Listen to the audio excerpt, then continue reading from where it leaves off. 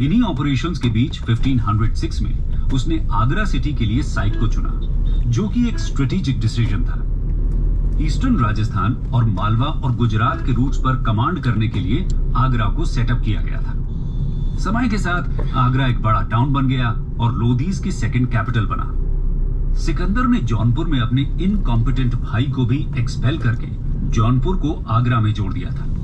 Finally 1517 में एक illness के चलते सिकंदर लोधी की मृत्यु हो गई। आगे बढ़ते हैं और देखते हैं लोधी डायनेस्टी के नेक्स्ट रूलर इब्राहिम लोधी के बारे में। Ibrahim Lodhi, reign 1517 to 1526।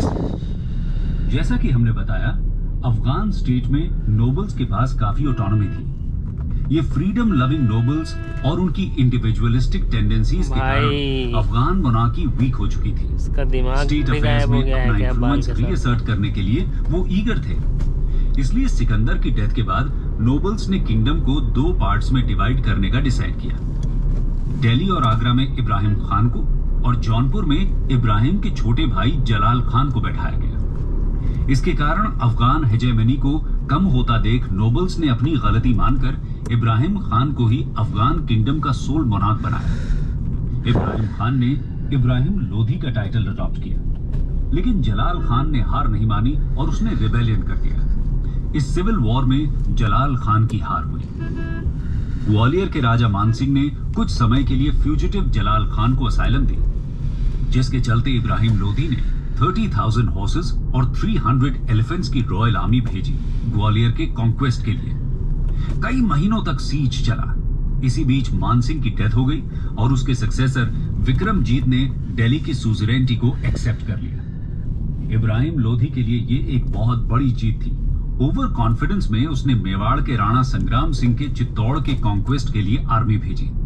1419 में हुई इस बैटल में राणा की आर्मी ने इब्राहिम की आर्मी को क्रशिंग डिफीट दी। इस डिफीट के कारण सुल्तान की प्रेस्टीज और पावर को सीरियस सेटबैक मिला और किंगडम में रिवोल्ट्स होने लगे, जैसे बिहार, गाजीपुर एटसेट्रा।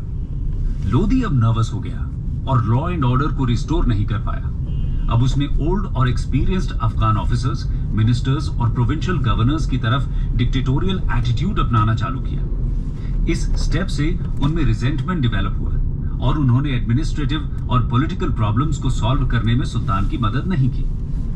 इन्हीं इंटरनल कॉन्फ्लिक्ट्स के चलते धीरे धीरे इब्राहिम के किंगडम का eastern half including Jaunpur Delhi से कट ऑफ हो गया। मेजर पार्ट के कट ऑफ होने के बाद भी Ibrahim as a ruler of Delhi survive कर लेता अगर पंजाब के अफगान नोबल्स का रिबेलियन और इंडिया के नॉर्थ वेस्टर्न रीजन में हुए डेवलपमेंट्स न होते तो। लाहौर का गवर्नर इस समय दौलत खान था, जो लोधीज का किन ही था। वो एक सीजन्ड सोल्जर था और उसके पास बड़ी आर्मी थी। इब्राहिम लोधी के कोरोनेशन में शामिल न होने के कारण वो दौलत खान से अनॉयड था। जब भी बाहर जाती हूँ, सन रेज स्किन को डल करती है। New Garnier super UV vitamin C sunscreen SPF 50+ and brightening vitamin C to protect from sun damage and instantly brighten skin. New Garnier Super UV Vitamin C sunscreen. अरे भैया नहीं चाहिए skin, लौड़े लगे करने के लिए उसने अपने बेटे दिलावर खान को इब्राहिम के कोर्ट में भेजा, जहां उसका इल ट्रीटमेंट हुआ। इसके कारण अब दौलत खान ने अपने सेल्फ डिफेंस के अरेंजमेंट्स करने चालू कर दिए। दीपालपुर के गवर्नर आलम खान लोधी ने भी दिल्ली के थ्रोन पर अपनी दावेदारी पेश की। यानी देखा जाए तो इब्राहिम लोधी के अगेंस्ट पूरा पंजाब इस समय अपने रिवोल्ट में था। इसी सिचुएशन में बाबर सीन में एंटर हुआ। अपने एंसेस्ट्रल लैंड फरगाना का फुटहोल्ड खोने के बाद 1504 में उसने काबुल को कॉन्कर किया। 1518-1519 में बाबर नॉर्थ वेस्ट में पंजाब के भीरा के पावरफुल फोर्ट को ऑलरेडी कॉन्कर कर चुका था। 1524-25 में उसने पंजाब पर कंट्रोल एस्टैब्लिश किया। अप्रैल 20, 1526 की historic first battle of Panipat में बाबर ने इब्राहिम लोधी को डिफीट किया और उसे मार दिया। इब्राहिम लोधी के फॉल से दिल्ली सल्तनत का एंड हुआ और इंडिया में मुगल डायनेस्टी का फाउंडेशन रखा गया। दोस्तों, अब ब्रीफ में देखते हैं सल्तनत के डिक्लाइन के रीजंस क्या थे।